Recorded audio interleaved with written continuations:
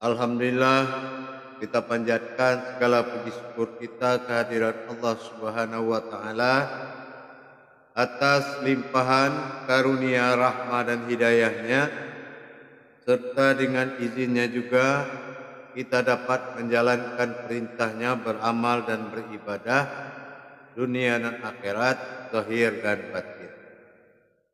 InsyaAllah tidak akan pernah kita lupakan. Marilah sama-sama kita sampaikan salam dan salawat kita kepada junjungan kita Nabi Allah, Nabiul Akhirul Zaman, Rasulullah Muhammad sallallahu alaihi wasallam. Atasnya kalimahnya dengan mengkalamkan Allahumma sholli ala Sayyidina Muhammad wa ala alihi Sayyidina Muhammad. Allahumma salli ala Sayyidina. Alhamdulillah para jemaah sekalian, marilah kita bermusyawarah. Mungkin ada hal yang dibahas terkait dengan YouTube persiapan Ramadan. Untuk itu kita mulai musyawarah dengan mengkalamkan Shallu ala muzakaratun fil jami'ati rahimakumullah. La ilaha illallah wallahu akbar. Silakan jemaah yang mau bertanya. Moderator, tolong dibantu. Ya, terima kasih Bu ya. Silakan jemaah yang mau bertanya.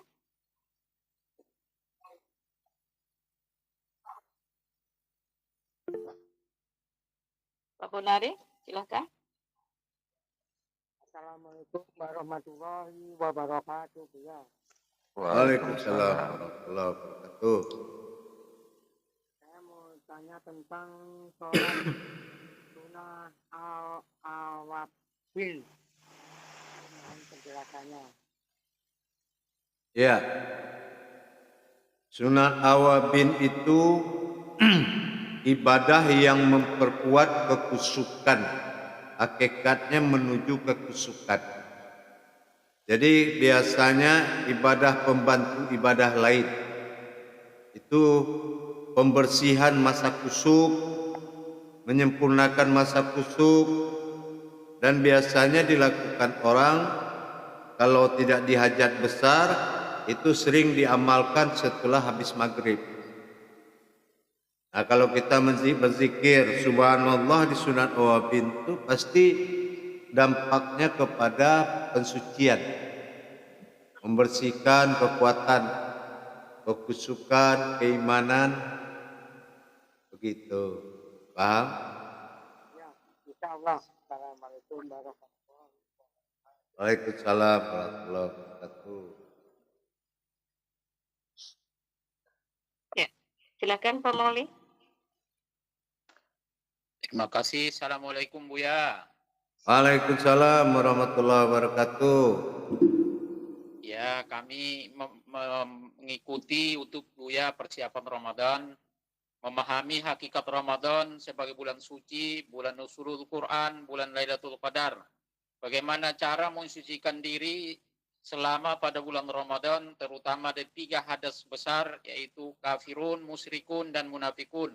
Mohon pencerahan Buya. Assalamualaikum warahmatullahi wabarakatuh. Waalaikumsalam warahmatullahi wabarakatuh. Jadi kita hanya menyempurnakan diri fitrah yang akan membuat kebinasaan kepada kebatilan setelah berdirinya yang hak. Jadi kalau yang hak itu sudah berdiri, berarti kebatilan itu akan binasa. Nah, inilah yang kita sucikan, yaitu diri fitrah kita dengan yang saya terangkan biasa, kodrat, iradat, ilmu, sama, basar, kalam, hayat. Itu satu-satu dibersihkan, disucikan. Nah, cara bentuk marifatnya sama dengan taharoh. Taharoh kolbi. Nah, cara bentuk marifatnya sama. Dilakukan ke 10 kodratnya. 7 berupa sifat dan 3 berupa zat. Zat ini makom, batin, rohani dan nurani. Yang 7 itu adalah sifat, tingkah lakunya. Nah, itu yang disucikan ke 10 kodrat. Satu-satu, pelan-pelan aja, nanti pelajari di YouTube tuh cara pembersihannya, pelan-pelan aja ya. Insya Allah. Nanti juga nanti akan saya besok saya keluarkan juga cara mensucikan solat ya. Zikir sesudah solat itu juga disucikan. Nah, terus ada sujud taubat. Besok saya tayangkan sujud taubat itu setiap habis solat. Nanti juga di bulan Ramadan akan saya padu dengan zikir-zikir pengisi daripada antara jarak-jarak waktu sholat. Zikir-zikir hakikat, marifat itu akan saya isi untuk nanti pengisi daripada waktu kosongnya. Paham? Insya Baik. Kalau boleh bertanya satu lagi Buya, yang untuk penjelasan sehubungan dengan pertanyaan yang ini juga Buya. Yang mana? Ya, Buya kan sudah ada menjelaskan kaharullah puasa, jenis puasa-puasa tadi yang amaliyah, iman dan ilmu. Kami masih kurang jelas perbedaan daripada amaliyah, iman dan ilmu di dalam pelaksanaan puasa. Kriteria-kriterianya, tanda-tandanya kita yang masuk amaliyah, iman dan ilmu tadi Buya. Terima kasih. Assalamualaikum warahmatullahi wabarakatuh. Assalam. Pertama, di diri kita ini ada 3 kodrat kemampuan, 3 kodrat aras. Yang pertama, kita ini dinamakan adanya sifat kamarullah. Kamarullah ini sifat daripada akidah, yaitu akal ya, bersifat akal ya, bersifat daripada kepintaran. Nah, ini jatuhnya ke amaliyah, karena biasanya orang-orang yang berkodrat kamarullah itu suka dalam menahan haus dan lapar. Nah, yang kedua tingkat iman. Nah, ini namanya kaharullah. Kaharullah ini tingkat kodrat rohani bagi diri. Nah, itu iman, hawa nafsu, selera yang bersifat hawa nafsu lah. Nah, itu tingkat iman. Yang ketiga itu kadarullah. Kadarullah ini adalah tingkat batin, tingkat diri. Biasanya ini dilakukan dengan kegiatan ibadah, karena dia menyangkut kepada kodrat-kodrat Allah. Biasanya itu dilakukan dengan ibadah. Seperti yang kita laksanakan ini. Gitu. Paham, Pak? Insyaallah. Lagi? Silakan Pak Ridho. Terima kasih moderator. Bismillahirrahmanirrahim. Assalamualaikum warahmatullahi taala wabarakatuh, Buya. Waalaikumsalam warahmatullahi wabarakatuh. Buya, dalam video terakhir ini rahasia hakikat Ramadan, Buya. Di situ Buya menyampaikan Lailatul Qadar, la yang artinya alam batin, il artinya alam rahasia atau sir. Inilah yang membersihkan diri kita dari kolbi kita agar menjadi diri fitrah. Ini berkaitan dengan Al-Quran surah Al-Qadar, Bu ya. Di situ menyatakan inna anzalnahu fi lailatul qadri wa ma adraka ma lailatul qadr. Lailatul qadri khairum min alfi sahrin tanazzalul malaikah. Ya, di situ ada tanazzalul malaikah, diturunkan, Bu ya. Dan seterusnya itu. Apakah penjelasan dalam Al-Quran ini ada erat kaitannya dengan yang dimaksud Buya dalam Lailatul Qadar itu? Mohon penjabaran, barangkali ada kaitan. Iya. Iya, jadi begitu. Kalau setiap perbuatan, sifat atau hakikat daripada kesucian itu selalu diikuti oleh pensaksian malaikat. Oh iya iya. Ya, Allah bilang aku kitari setiap yang mengamalkan sifatku dengan malaikatku. Nah, itu maksudnya. Jadi itu sudah pasti terjadi itu. Setiap orang yang mengamalkan sifat-sifat Allah pada dirinya, dia pasti sangat dekat dengan pengawasan malaikat. Insya Allah. Insya Allah itu. Selalu itu sudah pasti ke situ arahnya.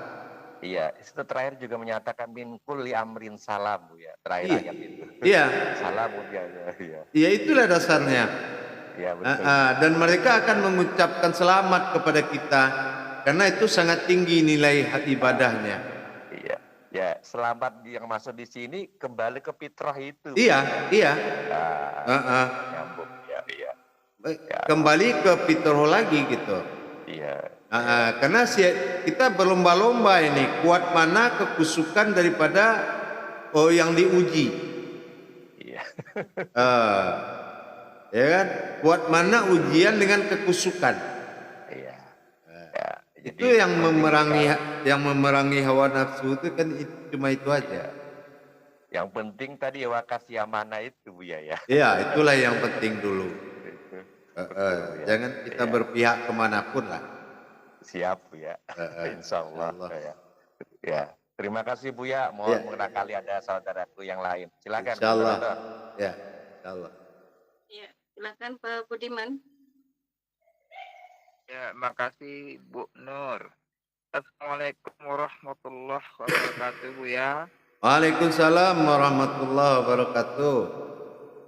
Nah, ini saya mau bertanya Bu ya.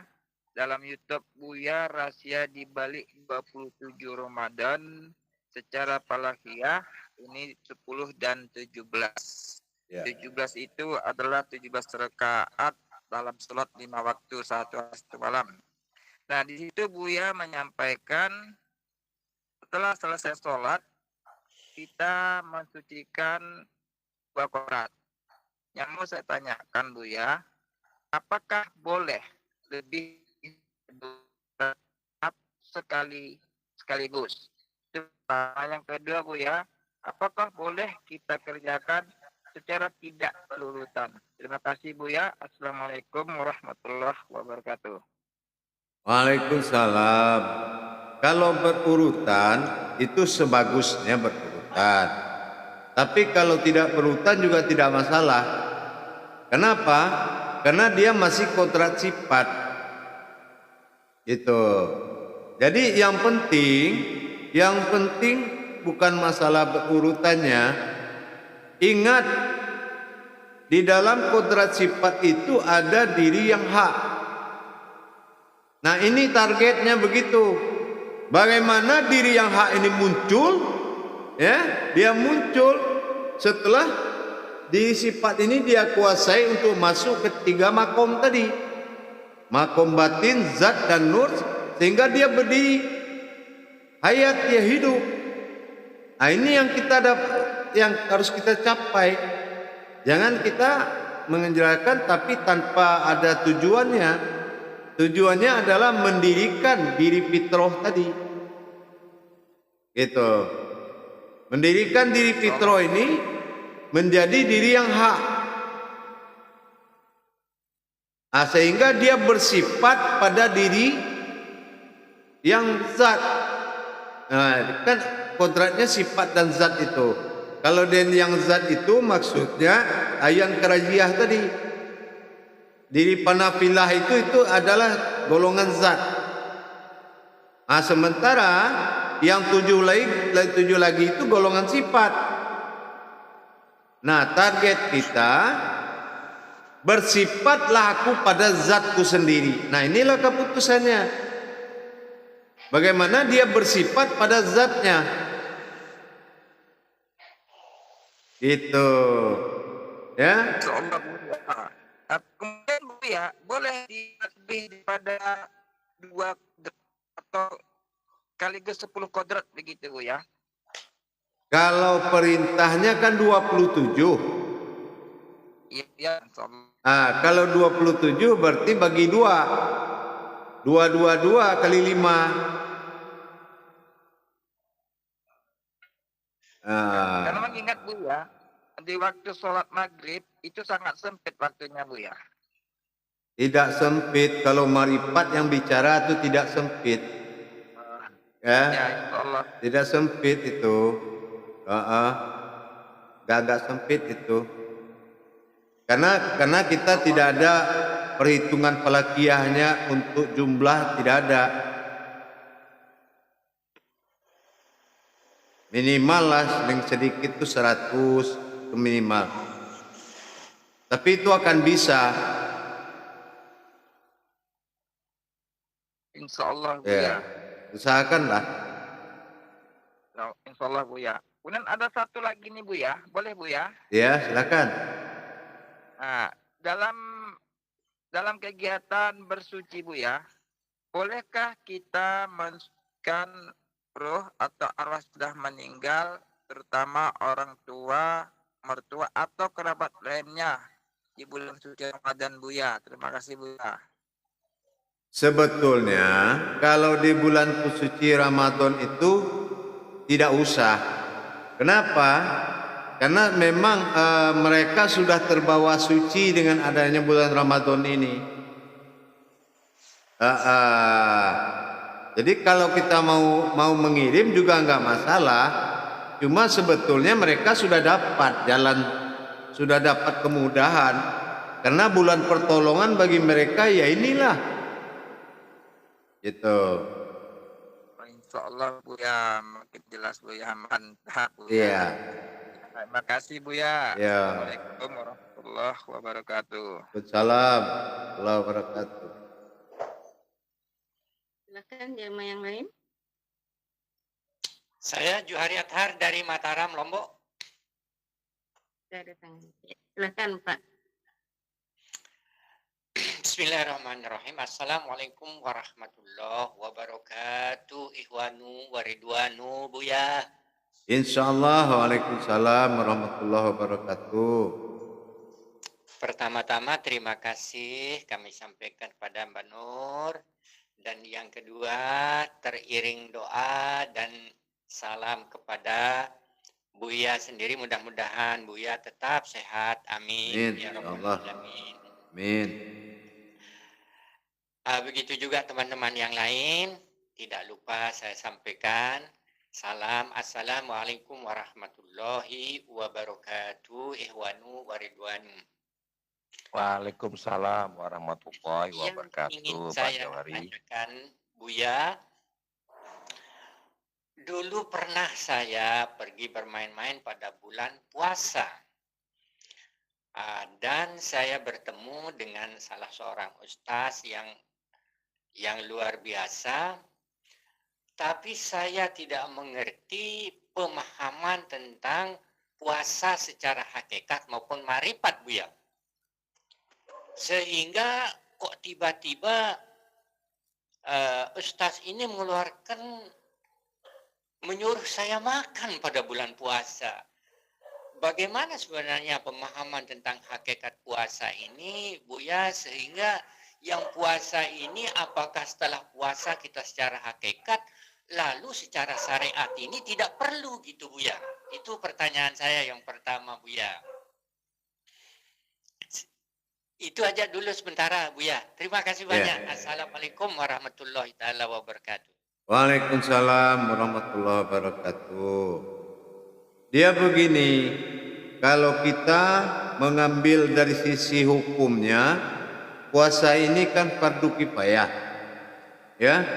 Tapi bagi orang yang berilmu ini adalah suatu keberuntungan.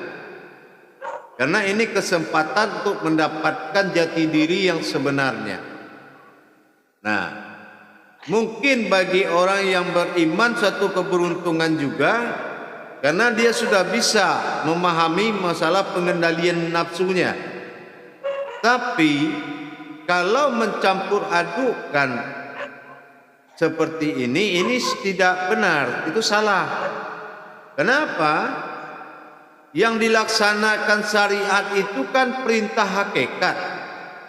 Karena ada hakikat berbuat begitulah, makanya syariat mengalami masa menahan.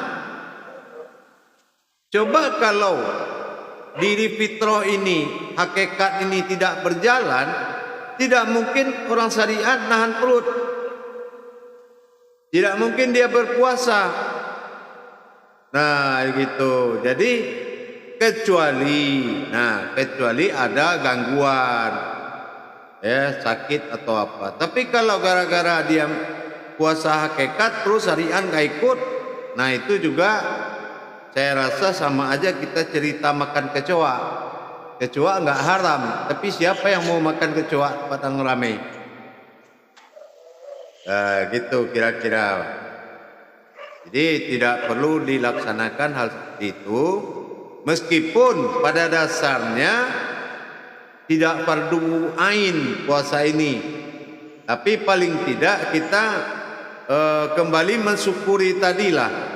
Kalau memang rasa bersyukurnya tinggi kepada hakikat, nggak mungkin dia lakukan. Tapi kalau dia berdiri dari sisi ilmu, ya bisa jadi, Pak. Gitu. Bisa jadi mungkin dia batasan kodrat ilmu. Itu bisa jadi. Iya Buya. Gitu. Paham? Kira apa? Ya paham Buya, paham. Terima kasih banyak atas penjelasannya Buya. Assalamualaikum warahmatullahi wabarakatuh. Dan Waalaikumsalam. Waalaikumsalam warahmatullahi wabarakatuh. Pak Budiman ngangkat tangan mau bertanya Bapak. Ya, ada lagi ini Buya. Assalamualaikum warahmatullahi wabarakatuh Buya. Ya, waalaikumsalam warahmatullahi wabarakatuh. Ini mohon izin Buya tentang pengalaman saya tahun yang lalu. Kalau memang salah ini Buya salah atau tidak Buya. Nah ini begini Buya. Tahun yang lalu datang orang minta tolong untuk berobat. Kebetulan dia kerasukan. Nah kebetulan di bulan Ramadan Buya. Jadi saya membawakan Al-Qadar. Dan pada ayat waruhu itu saya merifatkan memanggil roh ayat itu. Ya. Nah, setelah terasa datang secara koini saya menyuruh untuk memberikan obat kepada air putih. Kira-kira salah atau benar ini tindakan saya Buya. Assalamualaikum warahmatullahi wabarakatuh Buya. Ya, tidak apa-apa. Kalau dalam kondisi nuzuk sakit atau suatu gangguan, itu tidak diwajibkan dia berpuasa. Tidak apa-apa. Insya Allah boleh. Gitu. Kemudian Buya, yang cara saya mengasih obat itu Buya, memanggil roh Al-Qadar itu Buya, bagaimana Buya? Ya, mungkin tidak rohnya yang datang ya, tapi keramatnya lah ya, karomahnya atau keramatnya lah. Tuh. Ya boleh aja, kenapa tidak? Ya. Hah? Itu tidak salah Buya. Tidak. Kalau karomahnya tidak masalah. Ya, terima kasih banyak Buya. Assalamualaikum warahmatullahi wabarakatuh. Waalaikumsalam. Sama aja kita memakai keramatnya sholat untuk bantu orang. Boleh minta kadar sholat menjadi kekuatan untuk membantu orang, boleh. Allah Buya, makin mantap ini Buya, Iya. penjelasan Buya. Boleh kita ambil. Minta karomah sholat ini, ya Allah, untuk membantu si Anu dalam keadaan begini. Mintalah sedikit aras sholat ini, ya Allah, untuk membantu ini. Ya sudah, boleh, kenapa tidak? Asal kita jangan mempersekutukan Allah aja. Insyaallah Buya, insyaallah. Ya, insyaallah. Paham? Terima kasih Buya. Paham Buya, insyaallah. Insyaallah. Insyaallah. Silakan Pak Ridho.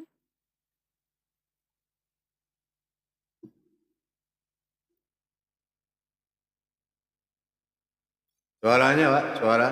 Assalamualaikum warahmatullahi taala wabarakatuh Buya. Waalaikumsalam warahmatullahi wabarakatuh. Mohon izin yang kedua kalinya Buya. Jadi saya belajar mempraktekkan apa yang Buya sampaikan tentang sholat. Setelah sholat kita mengamalkan yang itu Buya. Subhanallah, ala qadirun ilallah, dan seterusnya yang sifat 7 itu Buya.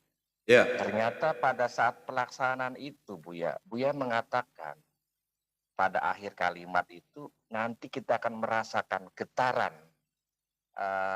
ma'rifat kita merasakan getaran itu dan akan berasa. Ternyata Buya, saya betul merasakan, tapi halus Buya, halus sekali getaran itu. Karena saya mencoba mempraktekkan itu bukan pada awal puasa, tapi sekarang biar berlatih dulu. Dalam arti kalau ada yang salah nanti bisa dibetulkan dan sebagainya. Saya latih dalam keseharian, terutama dalam satu hari ini saya latih. Dalam setiap sholat itu saya coba praktekkan. Cuman menjadi pertanyaan saya Buya, itu pada saat mengucapkan subhanallah itu diri sir batin atau ucapan zahar Buya? Kalau kita pandangan kita sudah bagus, boleh zahar, boleh zir. Itu saya coba pakai batin Buya, maka sir. Kok Ya. enak gitu Buya? Kok enak? Jadi saya akhirnya gak mau coba itu pakai batin. Ya. Subhanallah. Tapi tujukan ke kolbi seperti Buya sampaikan, itu terasa seperti itu. Ternyata halus sekali bergetar di dalam kolbi itu. Seperti itu. Ya. Karena kan saya sudah bilang, silakan dimulai melatihnya. Oh Nah, iya, iya. nanti di saat perangnya itu baru berasa itu. Oh iya, iya. Karena belum masuk langkahnya kan. Kalau Ramadan masuk, nah cobalah tes itu. Iya, iya, siap Buya. Ya, tapi untuk riyadhah dulu, latihan dulu boleh. Boleh ya Buya? Ya, riyadhah namanya. Iya, betul Buya. Ya, itu lega Buya, tidak Buya. Iya. Bukan mencuri setat loh Buya. Oh enggak. Riyadhah itu boleh, itu bagus itu. Siap Buya. Ya, alhamdulillah. Kan dari riyadhah baru mujahadah kan gitu. Gak tahu Buya, kok dari rohani itu mendorong kuat sekali ya, saya coba. Iya. Terima kasih Buya, alhamdulillah. Insyaallah. Buya. Ya, ya. Monggo yang lainnya, atau silakan Bu moderator. Ya. Ya. Silakan Pak Lalu Muhyiddin. Assalamualaikum warahmatullahi wabarakatuh Buya. Waalaikumsalam warahmatullahi wabarakatuh. Ini Buya ya, masalah waktu mandi taharoh. Mandi taharoh itu kan ada bacaan di sana itu, sungguh aku anak hidayatullah. Nah, itu yang saya belum paham itu masalah aku anak hidayatullah. Apa maksud dan tujuannya itu Buya, tolong dijelaskan sekali. Ya. Terima kasih. Assalamualaikum warahmatullahi wabarakatuh. Waalaikumsalam. Salam. Bapak kan enggak anak hidayatullah kan? Enggak kan? Ya, itu makanya. Nah, itulah diri fitrah kita tuh. Itulah diri titipan Allah tuh. Karena hadirnya di zaman anak, karena lahirnya di zaman anak, hadirnya di zaman Bani Adam atau anak, maka disitulah dia menitipkan diri fitrah sebagai anak. Karena dia lahir di zaman anak. Nah, diri fitrah inilah yang dikatakan karena dia insan hanya bayangan sebuah insan, maka dikatakanlah hidayatullah, hidayah. Sebuah hidayah dari Allah. Nah, jadi dia titipkan kepada orang tua. Nah, tapi kodratnya anak. Bukan anak dilahirkan atau anak kandung anak tiri. Tapi anak yang dikodratkan di zaman anak. Kita ini kan Bani Adam. Anaknya Adam. Bapak kita juga anak. Masih ada bapaknya. Semua juga anak. Nah, ini yang dikatakan anak hidayatullah. Karena dia kodratnya apa? Kodratnya batin, sifat, zat, nur. Itu ini dinamakan hidayah. Ada diri dalam diri, ini yang diberikan hidayah. Itu dinamakan anak hidayatullah itu. Paham? Oh iya paham, alhamdulillah. Terima kasih Buya. Ya. Terima Allah. kasih banyak-banyak. Ya, assalamualaikum warahmatullahi wabarakatuh. Waalaikumsalam. Assalamualaikum warahmatullahi wabarakatuh. Jemaah masih ada yang mau bertanya?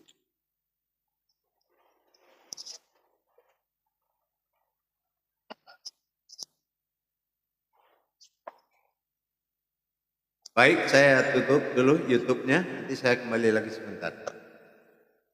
Ya, assalamualaikum warahmatullahi wabarakatuh.